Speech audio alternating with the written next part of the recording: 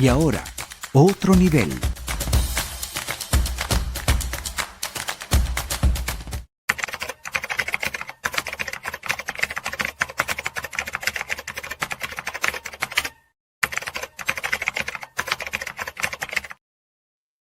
Roberto Casanova, ilustre amigo, un gran abrazo, vale, ¿cómo estás? Bienvenido. Buenos días, un placer saludarlos de nuevo, Erika, Mingo. Te robamos una frase que está inserta en tu más reciente escrito. Pudimos haber sido nosotros. Cónchale, es como un eco que retumba, que se oye en toda Venezuela. Pudimos haber sido nosotros, pudimos haber sido nosotros. Y te queremos comprometer para que tú nos desmenuces ese escrito porque, wow, viene como al pelo, pues como decimos los venezolanos, porque requerimos realmente, necesitamos reconstruir la república, pues, ¿no? La casa común que tú llamas en el escrito. No, y que además es algo más que un llamado a la empatía, ¿no? Es ponernos en el zapato del otro. Es correcto. Sí, efectivamente, lo que ha sucedido, esta tragedia, que por cierto, déjeme hacer una precisión, así parezca algo solo semántico, ¿no? Hablamos mucho de desastre natural, pero ya desde hace tiempo los especialistas en estos temas, antropólogos, otro tipo de especialistas, nos dicen que los desastres no son naturales. Hay eventos naturales como este. Ahora se convierten en desastre en la medida en que los seres humanos no nos hemos preparado para anticiparlos o, si no podemos anticiparlos, para enfrentarlos. Pero cosas como la vaguada era, por ejemplo, previsible haber construido en esas zonas donde eran los cauces naturales de los ríos. También era previsible haber construido, desarrollado urbanísticamente zonas que ya se sabía que tenían problemas de sedimentación. Entonces, haber otorgado los permisos. Otorgar los permisos y haberlos pedido también. Sí. Que se piden y se otorgan. Ahí funciona, sabemos bien, un mercado de corrupción. Pues. Qué buena esa precisión que están haciendo. Entonces, los desastres no son naturales, son eventos naturales que se convierten en desastres humanos, pero por la intervención o la no intervención de los humanos. Eso es simplemente una acotación que quería hacerte, ¿no? Ahora, efectivamente, yo creo que es absolutamente natural que cualquier persona normal genere una empatía automática al ver todo lo que ha ocurrido. Además, casi en tiempo real, porque a través de las redes estamos recibiendo imágenes, videos, testimonios de cosas que estaban pasando en ese momento. Entonces, yo creo que ese sentimiento de empatía en general en Venezuela y afuera ocurrió. Pero yo iba un poco más allá con esa afirmación de que pudimos haber sido nosotros, porque quería hacer o quiero hacer la conexión con la dimensión moral, ética de todo esto, más allá de lo emocional. Resulta que hace mucho tiempo los filósofos morales siempre insisten en que a la hora de pensar los temas comunes, nuestras realidades comunes que involucran estos eventos naturales, pero como diré ahora también los temas institucionales, a la hora de pensar esos temas es importante tener cierta perspectiva de las cosas y esa perspectiva no puede ser la absolutamente individual.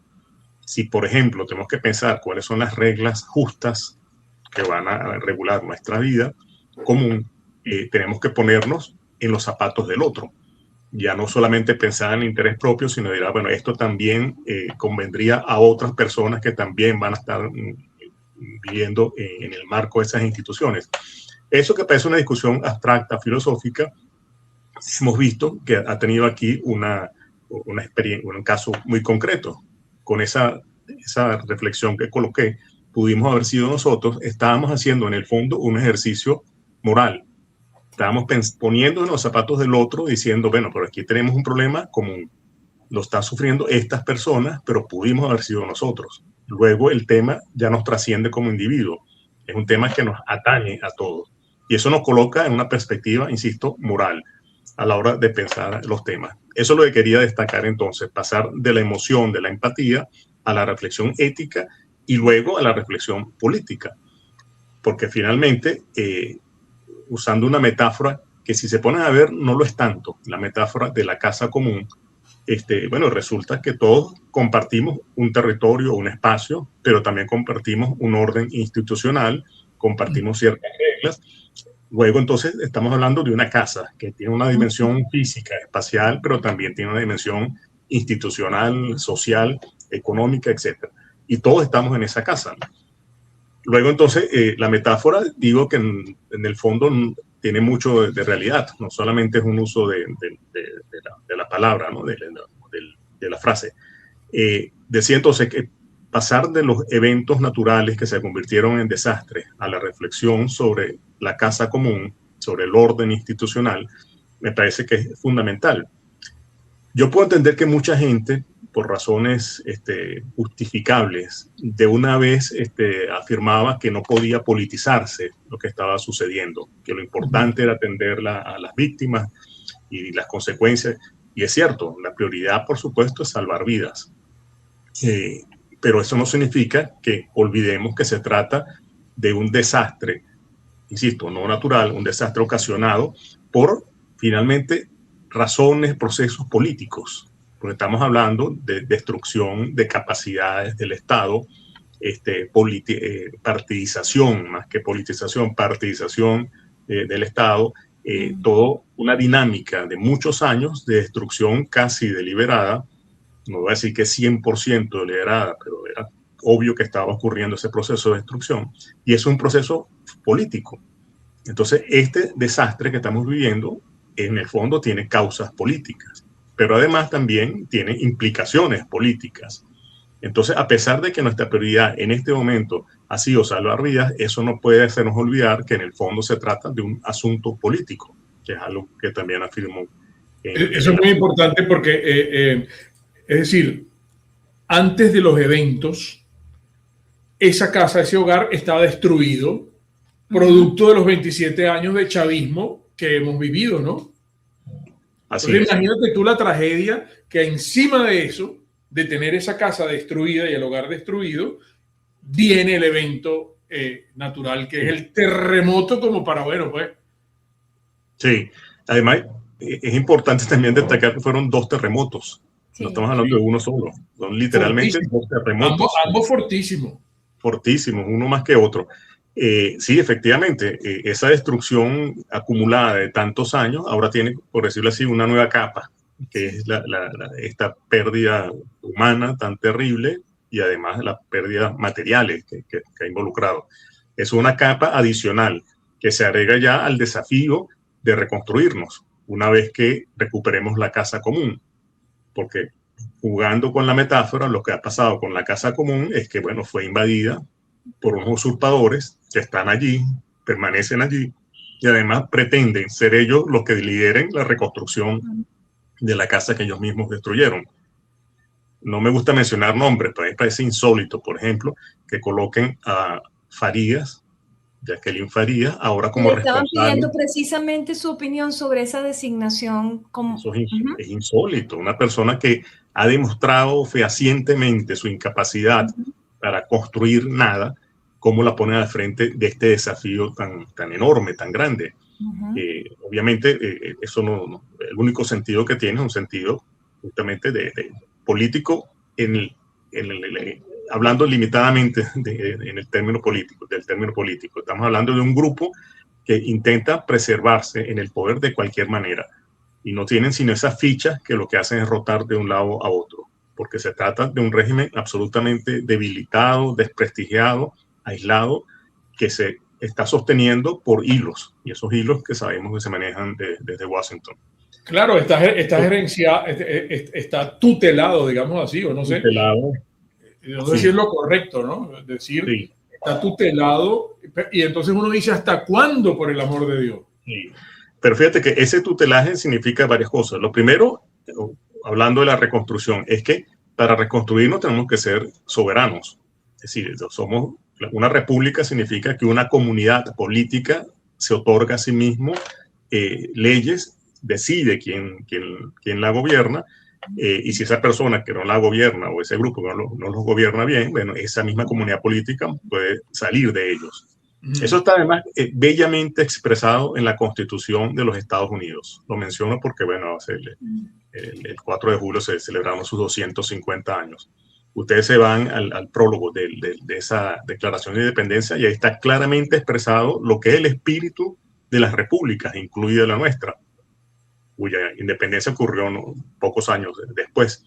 Entonces, en este momento, nosotros no somos república en un sentido muy preciso. Tampoco estoy jugando con las palabras. En una república, el soberano es la comunidad política, lo que podemos llamar pueblo, en el sentido político, insisto. No pueblo en el sentido tradicional, que lo asocia más bien a los sectores excluidos, los sectores más pobres, o en el sentido étnico, en el caso de tendencias derechistas. No, hablo del pueblo en el sentido político.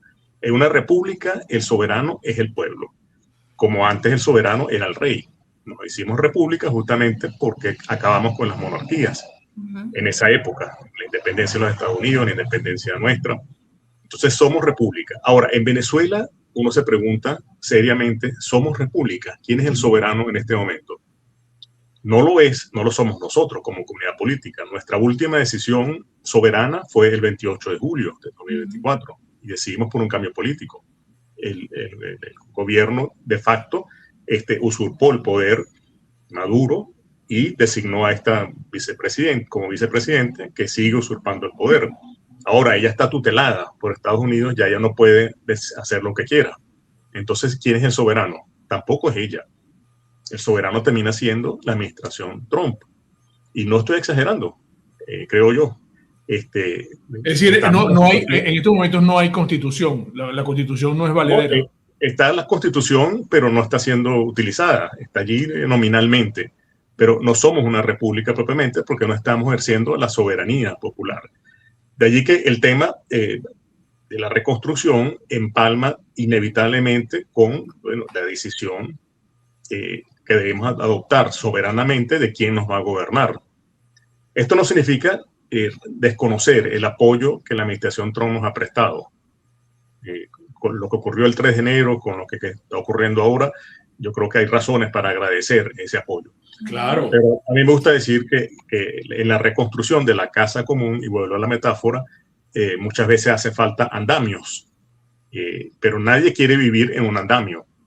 Nosotros queremos reconstruir la casa común. Estados Unidos, o la administración Trump, más precisamente, en este momento constituye el andamio. Nos están ayudando con un andamio. Ahora, ese andamio tiene que retirarse en algún momento. Y además los planos de la nueva casa, la tarea de reconstruirla, nos compete a nosotros como pueblo soberano. Entonces, la relación con Estados Unidos se ha hecho problemática. Sin embargo, no quiero enfatizar la crítica porque yo creo que finalmente la mayor parte de los Estados Unidos, el ciudadano común, pues el ciudadano con discernimiento en Estados Unidos entenderá perfectamente que nosotros como pueblo queramos recuperar nuestra soberanía, que estamos recibiendo un apoyo temporal, como ha ocurrido en otras circunstancias en la historia del mundo. En algún momento Alemania, después de la Segunda Guerra, Japón, después de la Segunda Guerra, tuvo presencia importantísima de Estados Unidos y de las potencias ganadoras. Pero tarde o temprano se retiraron y la soberanía fue recuperada por esos pueblos. Yo confío en que algo similar pase así en Venezuela. Estamos un tanto desesperados porque los eventos se aceleren, pero con una mirada histórica yo creo que efectivamente Estados Unidos y Venezuela recuperarán una relación de normalidad. No creo que sea ni factible ni deseable que permanezcamos en esta especie de adolescencia eterna como sociedad siendo tutelados por Estados Unidos. Sin embargo, estos sismos van a retrasar el proceso que se estaba llevando adelante, ¿no? Oye, yo les confieso que yo no estoy muy claro en eso, por una razón que todos hemos visto, ¿no? Y es que el descontento con respecto al régimen, ya el gobierno de facto, desde Delcy Rodríguez, es enorme y creciente. Las emociones que se han generado, explicables en parte por los hechos, ¿no? Pero te hablan de un mar de fondo que está allí, ¿no? Es impresionante, la gente le ha perdido el miedo a los uniformados de las Fuerzas Armadas, de los cuerpos policiales, y ya les reacciona con una emoción, con una rabia realmente impresionante. Creo que hay mucha energía social en este momento en Venezuela que tiene que ser canalizada, y eso lo entiende perfectamente no solamente nuestro liderazgo, María Corina, lo entiende también el gobierno de Estados Unidos. Sostener a este régimen, sí, un régimen que es tan rechazado masivamente por la sociedad. No tiene ningún tipo de credibilidad. No tiene credibilidad, está sostenido por unos hilos. En cambio, y paso a un tema que me parece también importantísimo, en cambio, el liderazgo político que está al frente pues, del proceso de cambio en Venezuela, el proceso democrático de cambio, cuenta con una base social enorme. Esa energía social que se manifestó el 28 de julio del 2024, también en cierta forma se manifestó ahora a través de estos mecanismos inmediatos e incontables de solidaridad. Yo creo que entonces acá hay un tema de saber entender finalmente quién es el gobernante o quién puede ser un gobernante legítimo.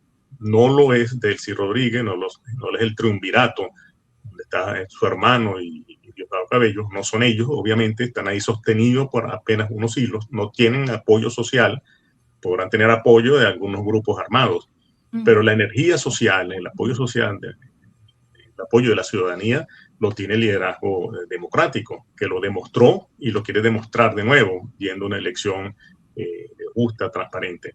Eso me parece también un hecho fundamental. Entonces, pensar que la elección y la recuperación de la soberanía popular puede diferirse durante un tiempo indeterminado, mientras se atienden otros temas más de orden económico o de infraestructura, me parece que puede ser un error de cálculo.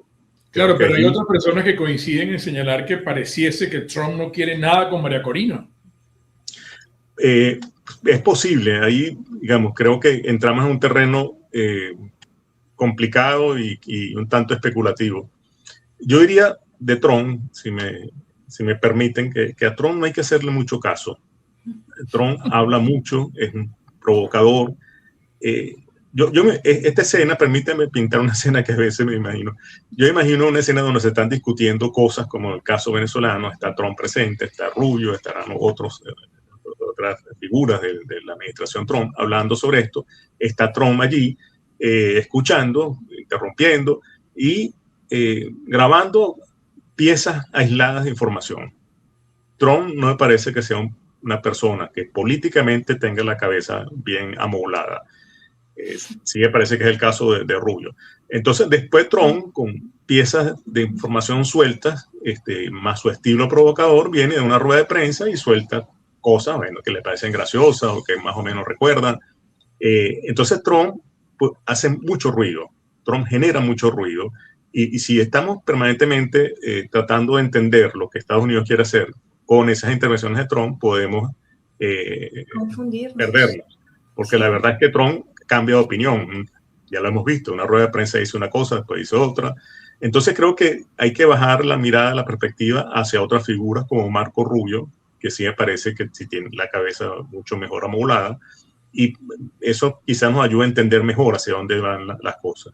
Y hasta ahora Rubio ha puesto y ha insistido, ha ratificado que la democracia, la recuperación de la democracia está en el horizonte temporal pues, de lo que ellos están haciendo.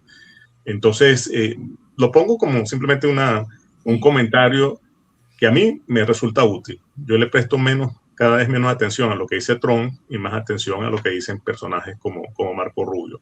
Y me fío sobre todo en la historia de los Estados Unidos, para no quedarnos en el último comentario de Trump, porque ya sabemos que él lo que está buscando son titulares. Quiere siempre estar apareciendo, así sea de forma escandalosa, en los titulares. Ustedes saben que mi reciente libro se llamaba Bifocales. Sí. Yo insisto mucho en esa doble mirada, ¿no? Quedarnos solamente en la mirada de la coyuntura, del último hecho noticioso, sino también ver con una perspectiva histórica de más largo plazo, hacia atrás y hacia adelante. Entonces, yo creo que en definitiva, en la historia de los Estados Unidos, yo creo que hay razones para confiar en que finalmente, si nosotros podemos recuperar nuestra soberanía, más temprano que tarde, lograremos recuperar otra vez una relación de amistad entre países como la hubo siempre, de mutua confianza, de mutuo beneficio. No es lo que está ocurriendo ahorita en este momento en la coyuntura, hay mucho ruido, pero insisto, a veces hay que ver las cosas con una perspectiva de más largo plazo, ¿no? Ahora, Roberto, en este en este tránsito del tutelaje, que pudiera ser como una especie de mientras tanto, en ese mientras tanto, ¿qué nos correspondería hacer a nosotros los ciudadanos, a la sociedad venezolana, para esto que tú planteas como reto? Necesitamos reconstruir la República. Entonces, bueno, vamos a empezar. No es que vamos a jugar la aire paralizada y quedarnos aquí de brazos cruzados en ese mientras tanto. Muy bien. Muy alineado, porque eso es justamente lo que quería decir ahora. Porque todo esto parece como muy teórico, como si estuviéramos hablando de otro país. Estamos hablando de nuestra realidad y de nuestra casa común. ¿Qué hacer? Sí, yo creo que efectivamente en Venezuela una de las buenas noticias, si podemos hablar de buenas noticias, ¿no? En estos tiempos, es que la energía social, la energía ciudadana que tenemos es enorme. Fíjese cómo se activó espontáneamente ante un Estado incapaz de enfrentar esta coyuntura. Bueno, aparece la sociedad organizada espontáneamente, ¿no? De gente que literalmente iba a remover ladrillos, desesperado por encontrar a sus familiares, amigos, hasta personas que empezaron a diseñar sitios web y aplicaciones, pasando por donaciones de todo tipo. Ahí la ciudadanía se activó, cumpliendo un rol también de comunicador social, muchas veces no profesionalmente, como ustedes saben bien, pero bueno, informando, todo el mundo tratando de informar. Yo creo que esa misma energía o una energía similar fue la que se manifestó el 28 de julio de 2024, de una manera que solo lo entendimos posteriormente. Cuando aparecen los resultados de las elecciones, los verdaderos, nos damos cuenta del enorme esfuerzo que involucró casi a 1 millón de personas organizadas allí también. Eso habla entonces de una capacidad ciudadana para enfrentar situaciones, problemas. Y esa energía social yo creo que es la que tiene que acompañar el proceso de reconstrucción. Ahora, eso requiere liderazgo, requiere organización, porque una de las caras negativas de esta energía social es que puede ser desordenada, puede ser un tanto caótica. Ya nos han advertido, por ejemplo, de la manera en que la gente donaba, disculpen el ejemplo que puede ser trivial, pero que es ilustrativo, cómo donaba la ropa. Mucha gente empezó a donar ropa, las metía en una bolsa y las enviaba allá sin entender que finalmente esa ropa tiene que ser clasificada, organizada para poder distribuirla. Si no, se crearon, como hemos visto en algunos testimonios visuales, montañas, literalmente montañas de ropa. Y no hay gente que se encargue de clasificarla, ordenarla para poder distribuirla. Eso es un ejemplo para mí de esa energía social que acumula esa montaña de ropa, pero que no está organizada para poder distribuirla eficientemente, ¿no? Entonces, hay un tema de organización ciudadana que es fundamental. Sí. Se ha hablado, voy a poner un par de ejemplos, se ha hablado de la creación de un fondo ciudadano para la reconstrucción.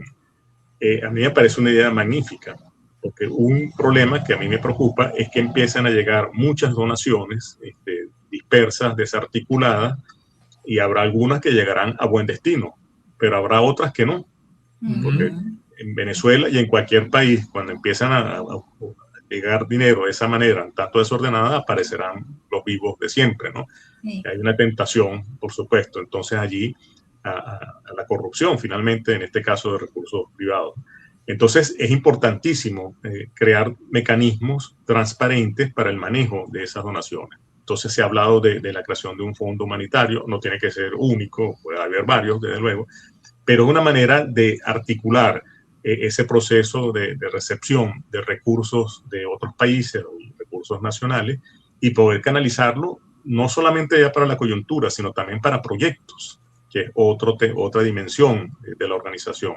Hay que decidir, bueno, hacia dónde vamos a canalizar esto en términos de proyectos, con objetivos claros, con metas, con procesos de seguimiento, con rendición de cuentas.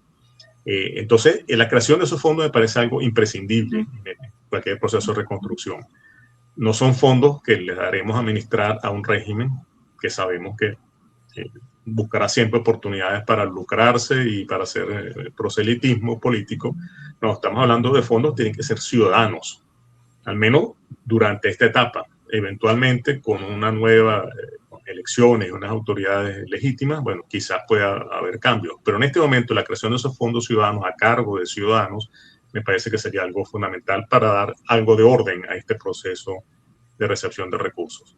Incluso iría más allá, si ustedes me permiten, porque en estos días hablando de este tema, un amigo me decía, mira, pero María Corina es ciudadana, ella no es presidente, ella es una ciudadana, porque ella en este momento no se pone al frente de la creación de un fondo ciudadano o de varios fondos ciudadanos que permita convocar a gente altamente capacitada, así como se hizo el 28 de julio. Se estaba creando una especie de CNE paralelo, ya que esa institucionalidad ha sido destruida.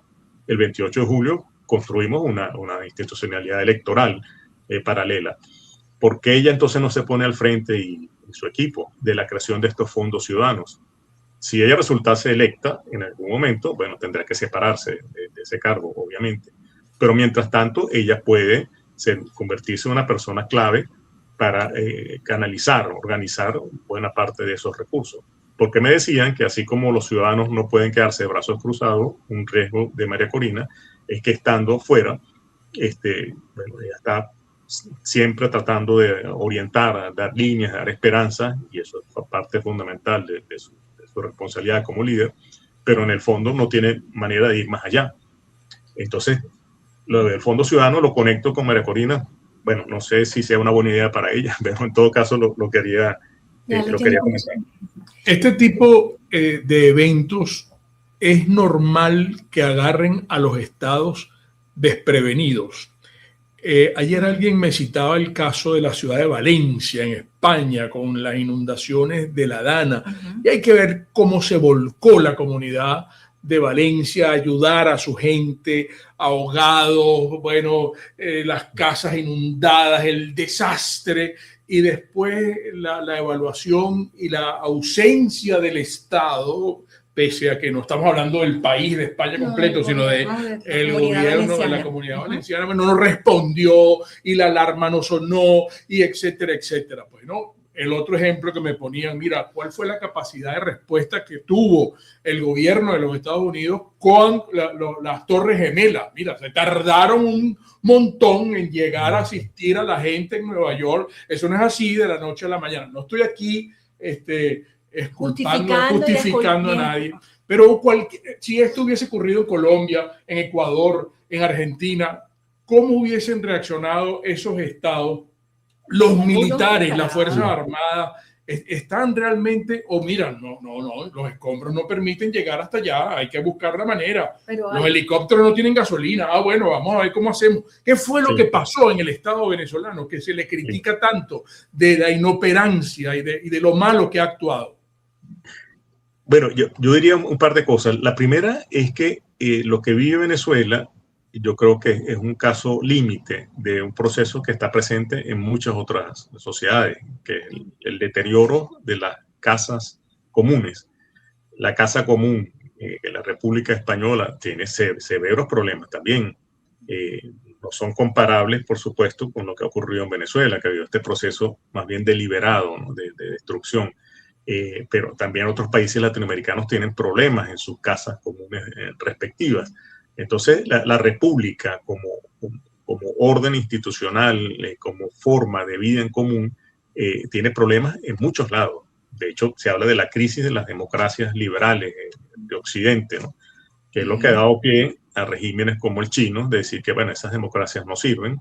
Claro. En cambio, el modelo chino es lo que sirve, pues, que no es una república democrática y liberal, pero sin embargo da respuesta.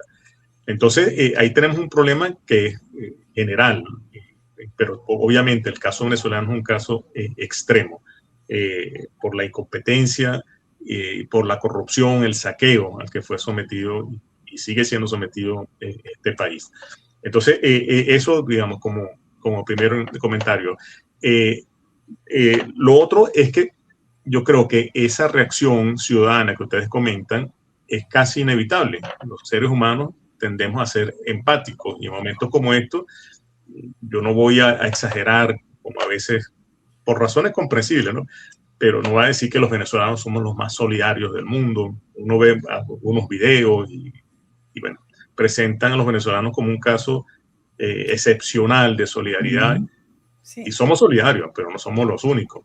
Yo creo que es una condición innata los seres humanos, responder ante el dolor de los demás. Si no somos psicópatas, como son algunos de los que están por ahí mal gobernando, si no somos psicópatas, bueno, podemos conectarnos con el dolor ajeno. Y sobre todo pensando que pudimos haber sido nosotros, en circunstancias como esta también de la Comunidad Valenciana a la que se refiere. Entonces, yo creo que eso es casi inevitable que suceda. El asunto está en cómo responder luego. Esa es la reacción inmediata, la práctica de movilización ciudadana. Pero el reto fundamental es dar otra vez, rescatar las capacidades del Estado y organizar la sociedad para que responda a cosas como esta. Cuando hablo de responsabilidades, también quiero detenerme en algo, si me lo permiten, porque hablamos de responder casi como en el sentido material. Bueno, hay que responder construyendo casas, reparando, y es verdad, eso es parte de la respuesta. Pero está la responsabilidad institucional. Si uno quiere crear un orden institucional justo, sostenible en el tiempo, también hay que administrar la justicia. Quien viola una regla de la vida en común, la regla republicana, una institución, debe pagar un costo por eso. Y lo que suele suceder es que esa responsabilidad institucional se va diluyendo, entra en la dinámica del poder, la atención ciudadana se mueve a otras cosas y finalmente vemos que ocurren eventos gravísimos, terribles, como este que estamos viviendo en Venezuela, y la responsabilidad de personas que, por ejemplo, tuvieron la información. Estoy pensando en este informe del 2005 que ustedes habrán leído. Sí. El de los japoneses. El informe japonés. Bueno, de ahí se derivan responsabilidades. ¿Quién recibió ese informe? ¿Por qué no decidieron hacer nada? Hablando a nivel macro del Estado, pero también responsabilidades más concretas. Porque quienes construyeron ciertos edificios en áreas en que no debía construirse, quién otorgó los permisos. Claro. Responsabilidades. Todo eso de Misión Vivienda. Es que resulta que lo que ha quedado en evidencia es que esta peste chavista madurista diseñó un Estado para reprimir y no para servir al ciudadano, no para asistir al ciudadano, no para ayudar al ciudadano, ¿vale? Sí, eso es absolutamente así. Por eso me gusta, en otro artículo yo hablo del mal político, ¿no? No en el sentido religioso, de la maldad, del maligno, no. El mal político, digo yo, es todo orden institucional que finalmente somete a condiciones de indignidad a los ciudadanos. Excelente. Así como el bien común es el orden institucional que intenta proteger, cuidar la dignidad humana, el mal político, bueno, no es una persona que es mala, que sí las hay, desde luego, psicópata, pero el sistema termina siendo un sistema maligno, se convierte en un mal político, porque al final, bueno, está sometiendo a condiciones de indignidad a las personas. Entonces, alguien tiene que pagar. Yo insisto en varios ejemplos. Una cosa terrible que vivimos los venezolanos fue la hiperinflación. Pero eso no es un fenómeno caído del cielo. La hiperinflación también implica responsabilidades.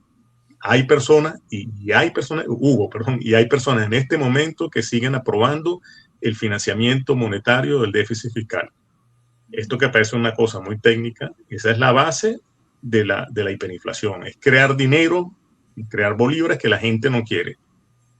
El Banco Central está creando dinero en este momento para financiar el gobierno, que está otorgando a través de su sistema patria, otorgando montos enormes a las personas, y la gente no se pregunta, bueno, ¿y ese dinero de dónde sale?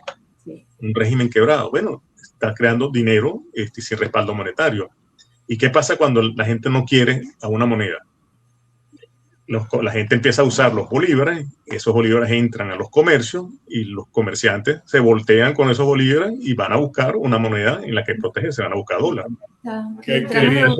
Se dispara y obviamente entonces entramos en la devaluación. Tú te preguntabas al comienzo del programa, bueno, ¿y en cuánto está el tipo de cambio? Bueno, sigue subiendo. ¿Y por qué? Bueno, porque sigue creándose dinero inorgánico, como se le llama técnicamente. Entonces, ahí hay responsabilidades también. Entonces, yo creo que uno de los desafíos a la hora de crear un orden institucional es establecer responsabilidades. No es cacería de brujas, no es politizar, no es partidizar, no. Se trata de tener una casa basada en que tenga unas buenas bases, unas buenas instituciones, que son las bases de las sociedades. Entonces, bueno, si no hay responsabilidades, ¿qué clase de instituciones vamos a construir? Claro. Por acá Ese símil que has usado es excelente. Ajá. Por Roberto. acá, Alberto Sánchez, hay algunas preguntas. Sí. Quiere saber, desde su perspectiva como economista y analista, ¿cuál es el ladrillo fundamental que se debe poner primero para reconstruir la República? Caray. En este momento, recuperar la soberanía popular. Es decir, elegir a nuestras autoridades legítimas es empezar realmente la reconstrucción. Mientras tanto, no. Eso va a tardar. Claro, si no están reconstruyendo sobre bases precarias, sobre un gobierno ilegítimo sostenido por hilos o el gobierno de otro país. Entonces, lo primero es ser una comunidad política soberana que puede definir su propio destino. Responsable, claro. Entonces, para mí, elegir y reconstruir son inseparables en este momento. Elegir nuestras nuevas autoridades legítimas y reconstruir, para mí, son lo mismo en este momento. Por acá también Mario Mustiola le pregunta, ¿se puede evitar que el manejo financiero de la reconstrucción genere mayor distorsión económica e inflación y que logre activar un modelo de cooperación productivo real? Sí, claro, desde luego. Todo eso, un fondo de reconstrucción tendrá que estar definido por ciertas orientaciones estratégicas, ciertas maneras de funcionar y todos esos aspectos que mencionan las personas que hacen la pregunta deben ser tomados en cuenta. Entonces, un fondo humanitario para reconstruir no es una fuente de problemas si se atienden todos esos aspectos, es más bien parte fundamental de la solución. Pero no puede ser manejado por estos corruptos. Pues, no, ya nos ha mostrado su experiencia administrando esos recursos y ya sabemos de dónde han parado. Usando la bifocalidad en la cual yo siempre insisto, hay que entender que cualquier fondo que no sea manejado de manera transparente va a ser un incentivo permanente a la corrupción. No pensemos que el monopolio de la corrupción está en manos solamente de quienes nos han gobernado. También puede haber corrupción en una nueva gestión si se mantienen las mismas estructuras opacas, discrecionales. Entonces, más allá de las personas, que muchas tienen que hacerse responsables de lo que han hecho, está el tema del diseño de las instituciones. Instituciones transparentes, por ejemplo, es un tema crítico. Ahí ustedes creo que habrán conversado ya en varias oportunidades con Merchi, por ejemplo, de Transparencia Internacional, Mercedes de Freitas. Yo creo que la transparencia es uno de los temas fundamentales de cualquier institución que finalmente sirva para el bien común. Entonces, un fondo humanitario tiene que ser un fondo transparentísimo. Transparente. Debe ser un modelo de cómo gestionar los asuntos públicos. Al frente de ellos está la gente más capacitada, con planes muy claros, objetivos, metas, manejando con transparencia, rindiendo cuentas. Eso me parece que es fundamental. Aquí hay una oportunidad. Un fondo humanitario para la reconstrucción puede ser un ejemplo muy claro de cómo gobernar bien.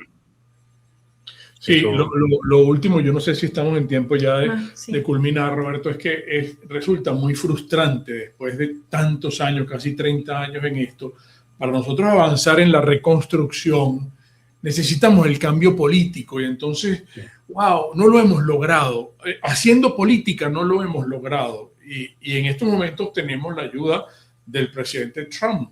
Pero como tú muy bien has descrito, requerimos que los ciudadanos tomemos un momento el control de la soberanía y de nuestro país, de nuestra casa, para empezar a rehacer con los cimientos y las cabillas y todas las cosas, porque hay muchas grietas, ¿no? Como tú también lo describes. Entonces, wow, es frustrante porque ese cambio político nos preocupa que esta gente que es tan hábil esté trabajando para quedarse. Y nuevamente haya una frustración gigantesca y no logremos ese cambio político para poder avanzar en la reconstrucción de la casa. Sí, no, yo entiendo perfectamente la frustración, que yo también la siento, por supuesto. Pero otra vez, con una mirada bifocal, yo creo que hay que entender estas cosas como procesos. Uno quisiera asociar el cambio político al evento electoral futuro que tendremos en algún momento. Pero es que el cambio político ya ocurrió. Esta gente sigue en el poder, pero ustedes se ponen a ver qué clase de poder es ese. Es un poder simplemente nominal, porque al final las decisiones fundamentales no las toman ellos, las toma la administración Trump. El cambio político ocurrió, el chavismo madurismo, rodriguismo ahora en estos meses, demostró que su periodo histórico, su ciclo histórico se acabó. Esa gente se mantiene en el poder porque obviamente es lo único que saben hacer. Y siempre no debería sorprendernos que intenten mantenerse en el poder. Entonces, históricamente, el ciclo político ya cambió. Estamos viviendo nada más los pormenores ya de esa transición. Y eso se puede ver, siempre ocurre así, retrospectivamente. Una vez que pase el tiempo, veremos hacia esta época y veremos, bueno, efectivamente, este fue un proceso que comenzó así y siguió así, ¿no? Entonces, creo que es importante ver bifocalmente las cosas. Estar con uno en la coyuntura, pero también entender esto con una perspectiva de largo plazo. Entonces, para mí el cambio político está ocurriendo y ante nuestros ojos. No hemos llegado a la elección, que será como el evento máximo de ese cambio político, pero ya viene ocurriendo. El 3 de enero es un quiebre fundamental. Y el rechazo masivo, incluso ya abierto frente a las autoridades armadas, eso viene ocurriendo hace rato. El 28 de julio el cambio político ocurrió. No se pudo materializar en una nueva presidencia o un nuevo presidente, bueno, por lo que sabemos. Pero el cambio político, entonces, es un proceso. No hay que entenderlo como un hecho. Y la frustración, bueno, hay que aprender a manejarla. Tenemos que aprender a manejarla porque no tenemos otra opción. A mí me gusta hablar siempre de la esperanza. En el artículo retomo otra vez hacia el final el tema de la esperanza. Así es. Porque la esperanza yo no la asocio al optimismo. A mí el optimismo, igual que el pesimismo, me parecen visiones limitadas, sesgadas de la realidad. Una porque rechaza todo lo positivo, como si la persona hubiese viajado al futuro y viene y nos dice, mire, todos los caminos están cerrados. Eso es lo que dice el pesimista, que me parece además una actitud un tanto arrogante.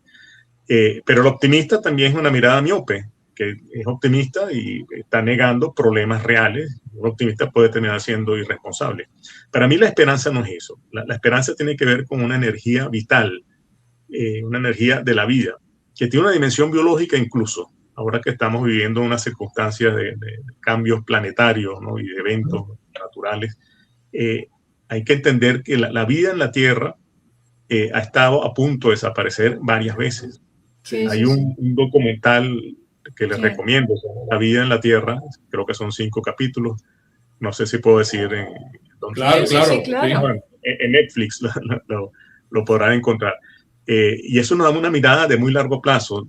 Según los expertos, hoy en día existe apenas el 1% de todas las formas de vida que han habitado en el planeta. 1%. La vida ha estado varias veces, al menos 5 veces ha estado a punto de desaparecer. Pero la vida se abre camino de maneras insospechadas y finalmente la vida continúa en el planeta.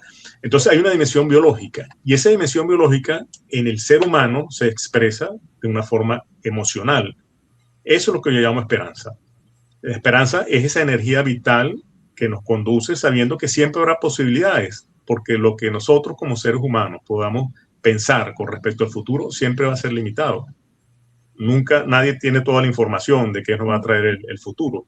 Entonces la esperanza está abierta a las posibilidades, una energía vital abierta a posibilidades.